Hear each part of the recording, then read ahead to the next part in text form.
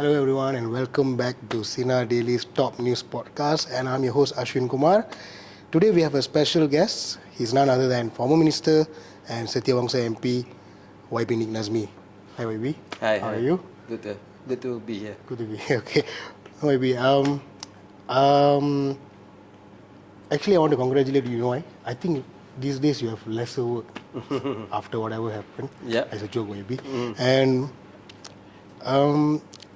when you had a lot of responsibilities, you travel around, you attended symposiums, conferences, you try to save Malayan tiger, but nobody cared.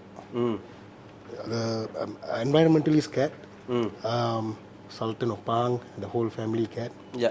We cared, media, but Racket, I'm not sure. But whatever happened in the last 1.5 months or 2 months, now everybody talking about you and your colleague, Dato Sri Rafizi. Yeah. Yeah. So, back to our topic. Criticism, constructive criticism is not betrayal. Yeah. That is a core essence of PKR. Let's not talk Yeah. about Pakatan Harapan. PKR itself, that's the DNA. Yeah. Lahirnya PKR. Kenapa tiba-tiba macam ada jangkitan dari sesuatu parti? I don't want to mention that party. Okay, bila something being raised with good points, somehow nanti disisihkan.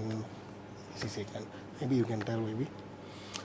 Well, I think it's true. I mean, being able to question, to criticize, because we want to make things better. That is the essence of Keadilan, of PKR. You in fact, not just in '99, the beginnings when we were on the streets, and the time when a lot of people were attracted to this new movement. But even when we won power in Selangor, in Penang and all that, you see that I was a backbencher Adun for one point of time, and we at times were the ones more critical towards our own government than the opposition. I mean, in like real matters, not just petty matters or just to get people excited. Similarly, 2018, I became an MP. I remember, we were loud, we were critical, and I mean, we remained supportive of even at that time Tun Mahathir, but we questioned when the government did not live up to its promises, or did not, or were pushing things without consultation and all that. So this time around, well, I guess maybe one of the things is that we get a lot more new people. Okay. And that's, I understand that, and that's fine. I mean, I want us to win, and when you win, you attract new people, right? And that's fine. But the problem is, whether it's the new people and even some of those who have been in the party for some time from the difficult days, they start to look, start to think differently. That we have to preserve stability above everything else. Because we are not just the government, we are the Prime Minister and all that. So it's all about stability, and using the right channels, which I'm not entirely against. But if I'm a minister, I'm bound by collective responsibility. In fact, in cabinet, I think Rafizi and I were a bit more, well, not critical, but we will give our view, because I think that's our trust, our amanah. But now that we are outside, and I think Rafizi has also been very clear, I've been very clear, we do not want to change the Prime Minister. We are here in this party, but we will speak out when we need to, because that's what people voted us in for. So I don't know why, other than that, why people don't like this. If it's the new people, I understand. Maybe they find that this culture is weird or rare, right? But if you've been in the party for a long time, you know that being critical, being vocal is what makes us special. What makes people want to join us. And as you said, I mean, other parties have different cultures. Yeah, betul. And that's, in a way, that's their strength. That's why some people like them. But so for us, if then you don't like something that is pretty much the DNA of PKR, then I don't know. I mean, people will start to question the party. Maybe is it because before this, all of you know not in power, not part of government, things were fine, and now suddenly part of government, we have camps. Is it because of that? Well, in terms of camps, I think PKR has always had camps, right? Our party election has always been exciting, to put it mildly. But I think the difference this time around, as you rightly say, I think having power, then the stakes are higher. Yes, I mean previously that means we had positions in Selangor, in Penang, in some governments, but now it's federal power, right? It's bigger, it's worth more. So I think that is one of the reasons why sometimes you can see the change in the culture of the party. There's I would say it's a myth among public. The opinion is PKR is a party that just cannot have power. They are born to be opposition. What is your thought on that? I disagree in the sense that I think we have good people, we have people who I believe make good ministers. Like Hassan Karim. But at the same time, I understand why people think that way. But we just have to get used to having power, right? And I think the difference, of course, is for us to have power is not to enrich ourselves, it's not to oppress anyone, but having power is about uplifting the people, is about making a difference in society and bringing the different races in Malaysia together. I mean, that's the DNA of PKR. Maybe it's this challenge. Maybe PKR has to go through this challenge to become a solid party in the future. Maybe. Yeah. Maybe recently KJ also visited, just like you, to Karangraf. When we asked him about whatever happened to you and your clique, to Rafizi, he said you and him now in the same boat, whatever happened. So you at least still helping out your constituency, Setiaongsa. KJ is there DJing and everything. But do you think KJ can make a comeback? And do you think KJ might make a comeback as a senator or what under Dato Sri Anwar's government? Well, that is a question that KJ can answer. But as far as I'm concerned, I think he obviously is a very well-regarded politician, especially among the younger generation. And he has done well outside of government. Whatever it is, whether it's as a DJ or podcast or other things. So yeah, I'm sure. He'll be a valuable member if Datuk Sri Anwar wants, and if he makes a comeback, I think he will be a valuable member of the government. And I think, I interviewed him recently and all that. I do see a slight change, like the criticisms are a bit more measured. I see. Okay. Yeah, whether it's about the government, Datuk Sri Anwar, Datuk Sri Zahid. So the rest, it's something that I don't know. He has never, confided to me or whatever on that. Understood. And talking about every time when there's a political turmoil or rumors, it's always about somebody saying something. Citrus, Yuswardi Morni, people like him and everything. But sometimes they're telling the truth, yes.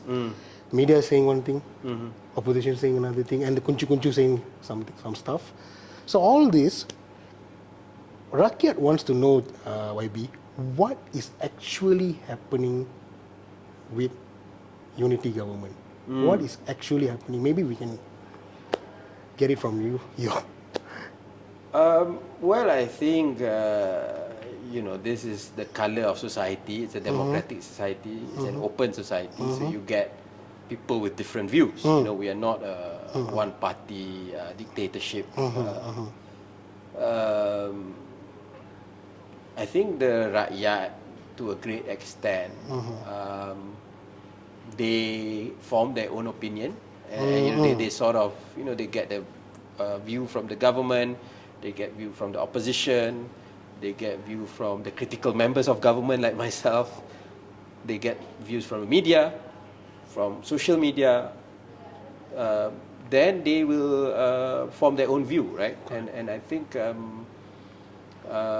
but I think what the unity government needs to do better.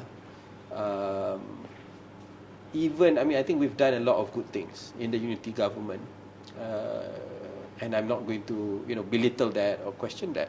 But I think one thing we should always work on is communications. That is something we should do better. And and then like we tend to say that the opposition are very good at using social media and all that. We used to be very good at using social media. Exactly. You can't suddenly, because I think suddenly you have a sense that some people in government are more comfortable with mainstream media. But we know that mainstream media is important, but that alone is not enough. Or not, we wouldn't win in 2018. Correct. So that's one thing. And two is that sometimes, the opposition, or you have some people saying silly things and all that. We have to be more tolerant of views, of criticisms, rightly or wrongly. I don't know how often people in the previous administrations closed down their comments on Facebook, but it has happened in this government. Exactly. Unfortunately. Exactly. We have seen, the minister saying that, be careful of what you say, a police car might be outside your house. And why do we have to resort to that? If anything wrong, 3R, whatever, and you need to use, I'm not saying that everyone on social media is good and great, right? But if there needs to be, you take action. But you shouldn't advertise or shouldn't rely on that again and again, because this is what we fought against. Exactly. Right? You have to be very careful. You have to give a wide room for disagreement, for criticism, before taking action. And I think this is something that we have to navigate very well. And I think PMX have repeatedly said this about this communication. And Yeah. I think earlier, first year, I think Fadlina said about it as well. But takkan 3 tahun masih problem yang sama saja. I think by now should fix, and the focus should be in something else already. Agreed. And time is running out. We have 2 more years before general election. So we have to take action now. And it's, if we know the problem, then we have to take the action lah. Now let's go back to again our title, YB, PMX. How is he doing? Is he doing a good job? Because from a layman perspective, my own father said, what did he promise? What is he doing? That's all. Yeah. No in-depth analysis, nothing. That's all. But I find it's quite sharp. Quite sharp. And I can't answer that. Can't answer that. Yep. Maybe you can say.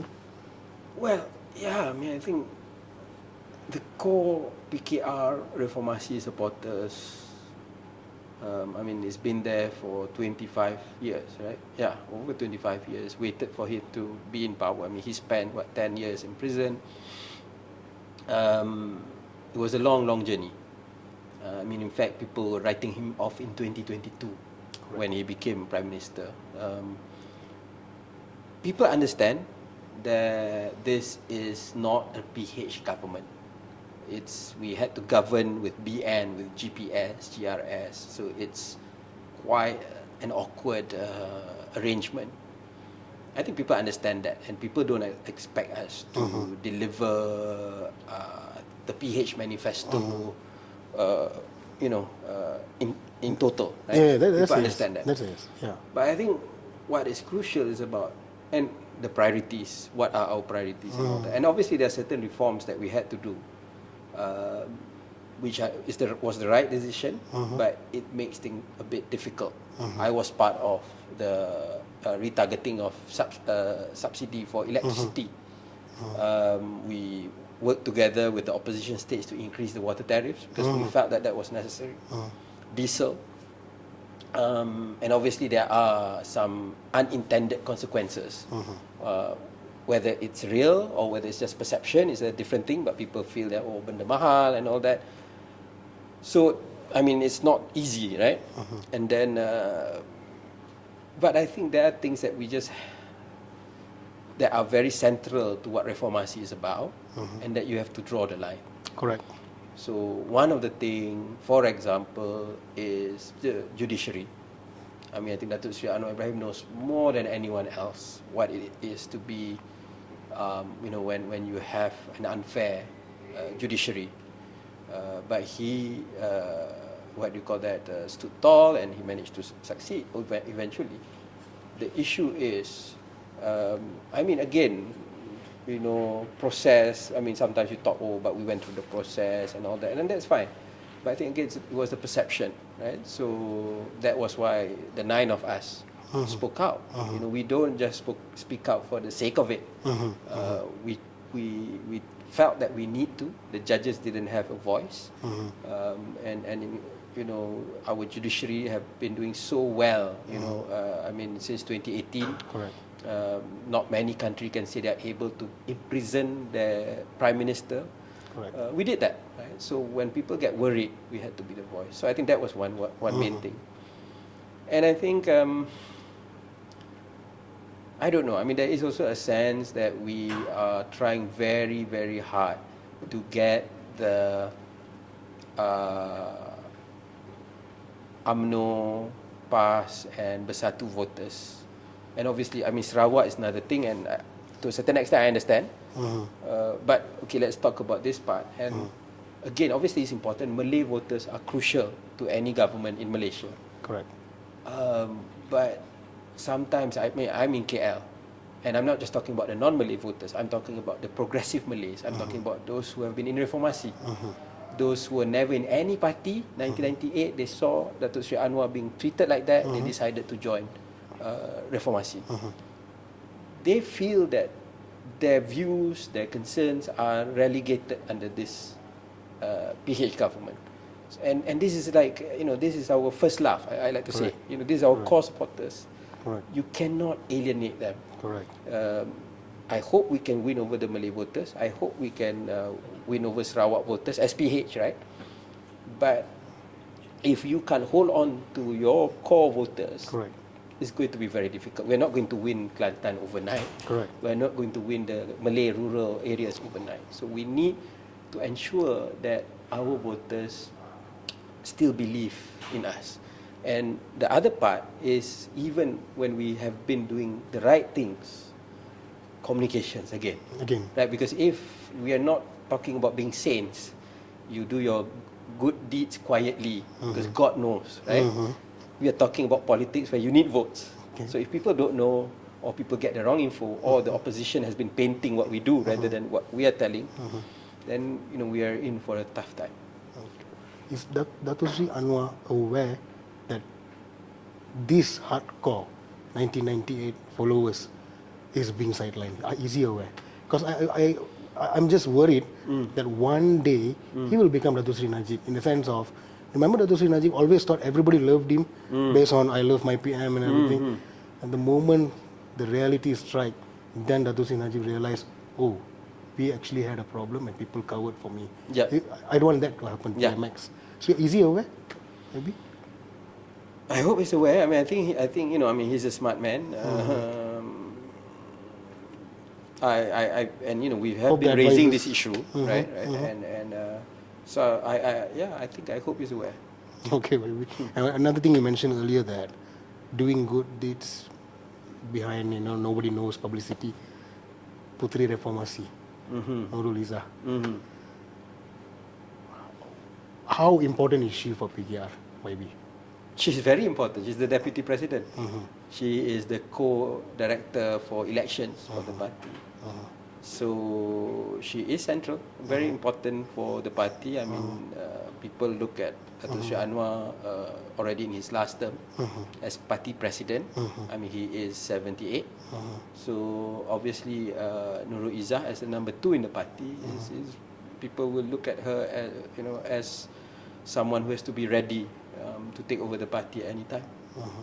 And since the formation of unity government, that's quite a unstable graph when it comes to Puteri Reformasi, because first remember nepotism, but quick action were taken. But I think some loyalists affected with that one move itself. What went wrong, YB? And do you think they have managed to fix it? I don't know. I mean, obviously, being the going into deputy president, running against the incumbent Rafizi, obviously that reinforces that perception. But she's now deputy president, and I think she is a very talented, very smart and popular young leader. So I think she should leverage on that and really focus.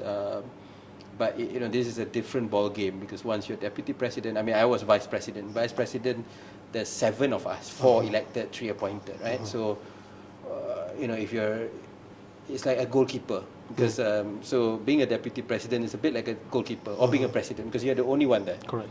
So anything goes wrong, it's very noticeable. No one can cover for you. But if you're a defender or if you're a midfielder, you have a few layers and a lot of players that can run and cover for you. So I think, so she has to, step up. She's very capable. I mean, I've been working, she's a friend from a long time, and she's been, in frontline politics for a long time. So, this is her time to prove herself. Okay, YB. Another question. Farhash. Siapakah Farhash? I mean, generally we know. Why there's always seems Farhash ni macam YB ada je issue. Ada je issue. Yeah. I'm not saying it. Netizens saying it. Ada je issue. Recent, the Sabah scandal and everything. Is everything okay with him? Or is the media getting it wrong? Or what, before this 7/11? Yeah. So YB. Well, I don't know. The details and all that, I'm not privy to it. What I can say Quite an ambitious guy, right? Ambitious. Ambitious. Nothing wrong with that. But I think, when you are a politically exposed person, and obviously people know that you're previously the political secretary to the Prime Minister before he became Prime Minister.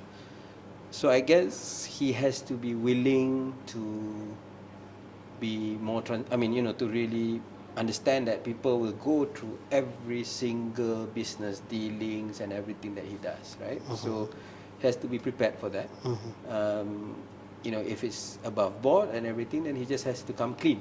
Right? And because people ask these questions, and I don't think asking question is completely fair. Right. We did that on other people who were close to previous prime ministers. So if you are, whether you like it or not, this is the challenge. There are good parts of being close to PM, but the downside is that people will really look at you and ask all these questions. So anyone has the right to be ambitious, but has to be willing to be open and answer these questions. Is AMNO okay with him as well, YB? I don't know that when you have to ask AMNO. Okay, I'm still a PKR member. And the netizens are saying, Rakyat is saying, Farhash is like a liability for PMX. So I don't know whether PMX is aware of it or not. Hopefully somebody will advise PMX. And moving on, maybe. We have one Merdeka question. Yeah. A separate question, which is easier lah. Recently, whatever happened, I'm sure you're aware. It has come to a point where rakyat takut nak letak bendera. takut. Maybe it could be a designer's fault. Yeah. It could be the delivery guy's fault. You know. So, what approach should we take?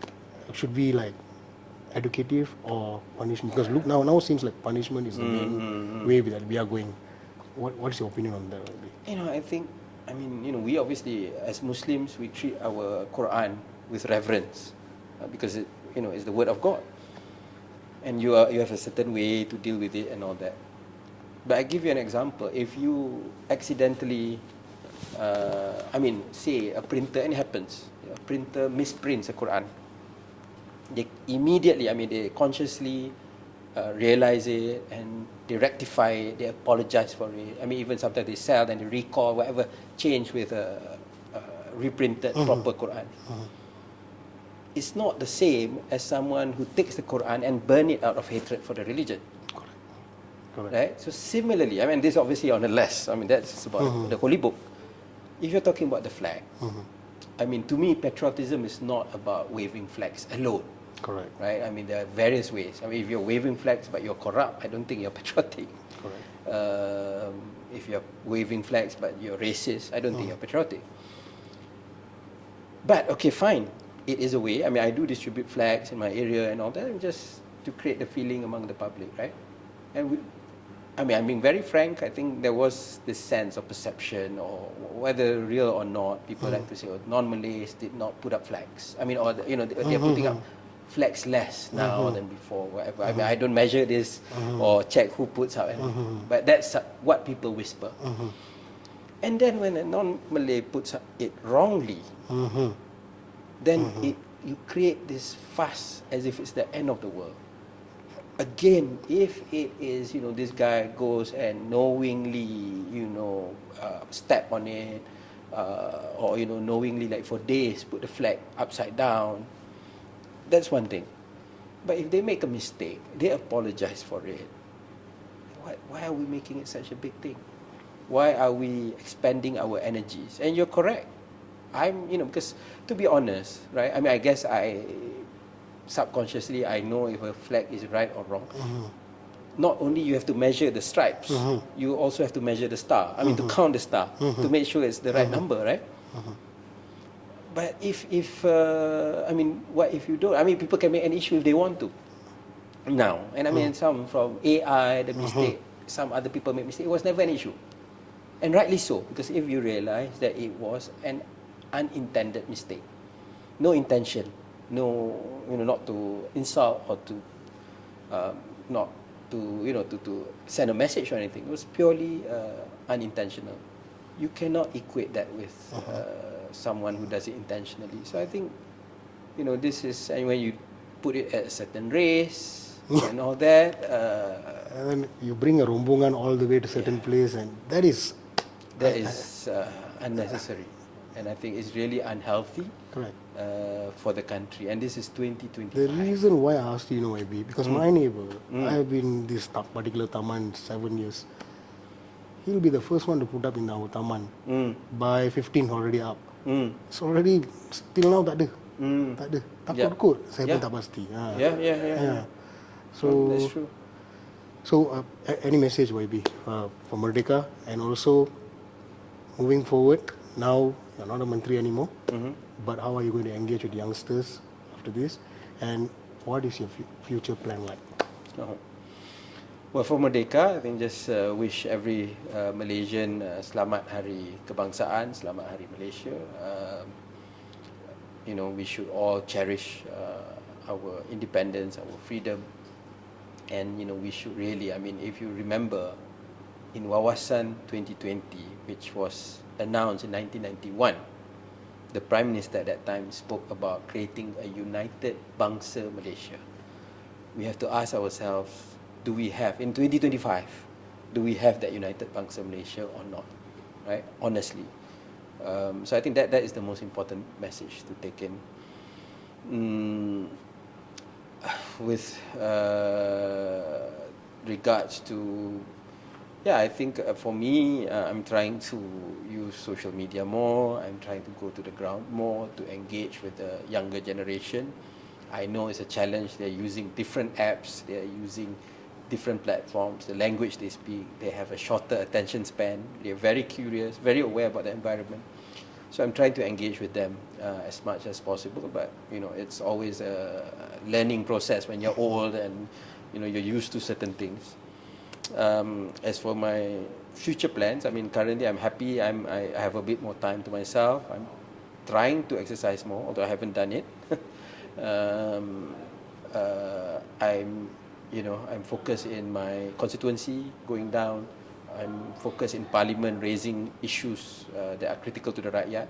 And I also have my own media set up, Lebih Masa, where I not just do podcasts, I do documentaries, and we have other exciting programs coming up, inshallah. So thank you, IB. Thank you for participating in our podcast session. Thank you. And to the audience, thank you for watching. May you all had an insightful session. Thank you. Bye.